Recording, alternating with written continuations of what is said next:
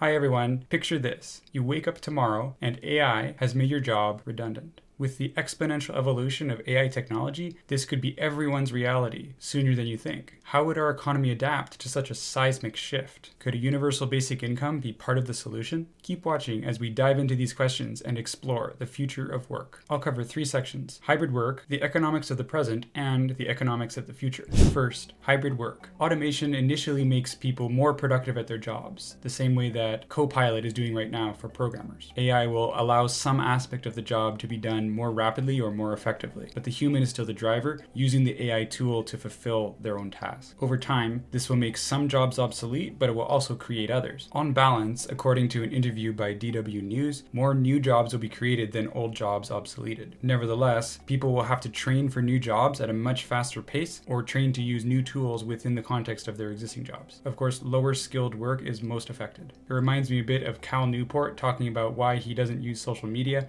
In his view, social media is both low value and also low effort, which may explain why Twitter trolls are already being replaced by AI bots. So in terms of strategies for all of us, it's good to focus on higher skilled work, to be flexible in terms of switching positions, and to always be willing to learn the new tools as they come out so you can stay ahead of the curve. And yes, in the very long run, probably all of our jobs will be replaced. Of course, there will always be some jobs that it is more pleasurable or useful for a human to do, and there's no reason why they can't continue to do them. It's just that it can't be their economic support, which is why diving more into the impact of AI is really a question of economics. One solution to this problem, which gets talked about a lot, is universal basic income, or UBI. In this scheme, everyone in the economy gets a fixed amount of money, usually every month. For example, Andrew Yang ran in the 2020 US presidential elections on the platform of giving $1,000 every month to every person. So that's a form of UBI. And the idea is that this fixed payment will mean more to people that have less money, but it's very simple administratively to just give to everybody. Couldn't we use UBI to supplement the income for people that lose their jobs due to AI?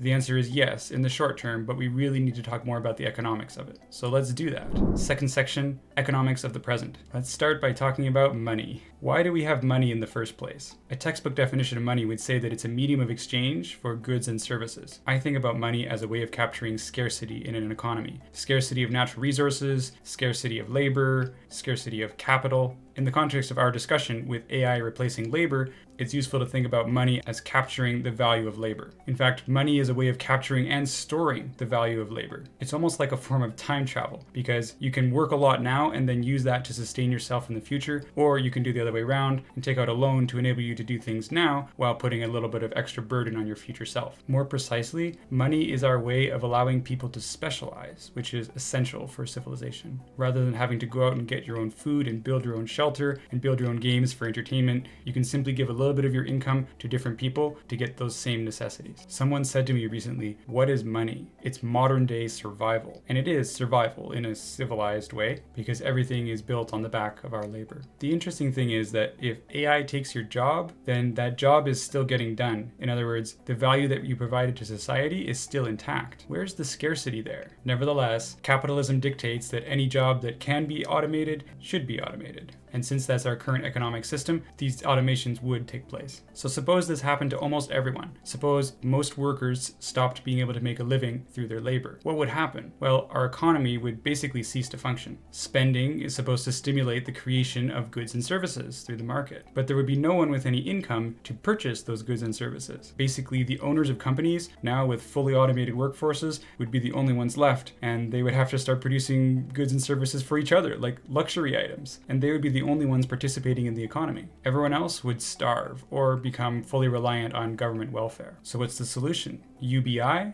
Maybe moving on from capitalism? As I alluded to earlier, UBI, universal basic income, would be an important part of the solution. Unfortunately, macroeconomics would indicate that if people receive free money, they might just spend it right away, especially people from lower income households, which could easily cause inflation similar to that we saw from the pandemic stimulus spending. You would probably also have wealthier companies stopping a lot of their outsourcing to poorer countries because they instead just outsource to robots or AI, which would impact the revenue stream of those emerging countries much more heavily. And they wouldn't really have the option to do a UBI. Again, in this situation, capital and natural resources are still scarce, but most people can't provide those. They can only provide labor, which has now been taken over completely by AI. So if you put people on UBI, they will survive, but they will never be able to get any additional income. But they won't really have much drive to do anything or succeed. I think of the example of a 3D CAD designer who got access to an AI tool that could do a lot of the 3D modeling for him. He felt that it wasn't fun anymore to just click a button and have most of his work done. He was thinking of changing careers. Capital is an artifact of our current monetary system, and in theory, it's the result of a lot of hard work accumulated.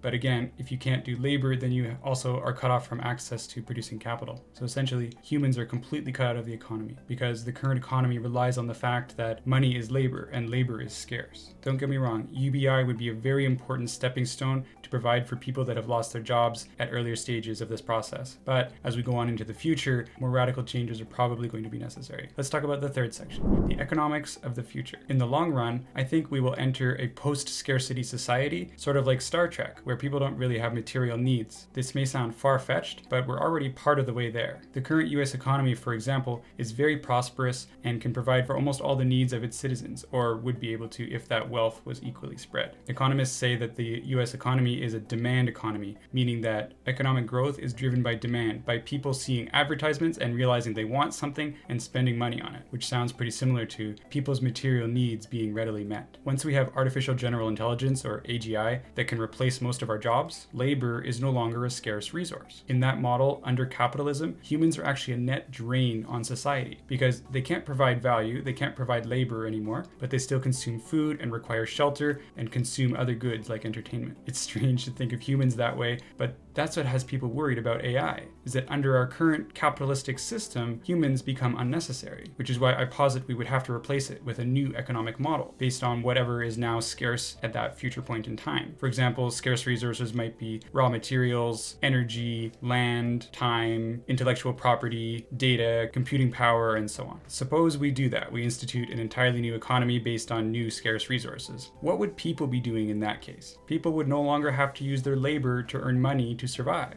As I mentioned, there will always be jobs that are more pleasurable or more useful for humans to do instead of AI or robots. And there's no reason why we couldn't continue to do those things. Lex Friedman said, perhaps humans will pursue that which gives us enjoyment and fulfillment. It's a nice thought that if someone needs to stay home to take care of their family, they can just do that. If someone wants to pursue a hobby, they can just do that. With no need to earn a living, life would certainly be a lot different. Civilization originally evolved beyond each person needing to worry about their own food and shelter and so on to a system where people instead worry about their own economic value and income. And in this future state of post-scarcity, we would evolve even beyond that. It would be the greatest stress reducer of all time. I'm looking forward to when the arts majors and the bards will inherit the earth.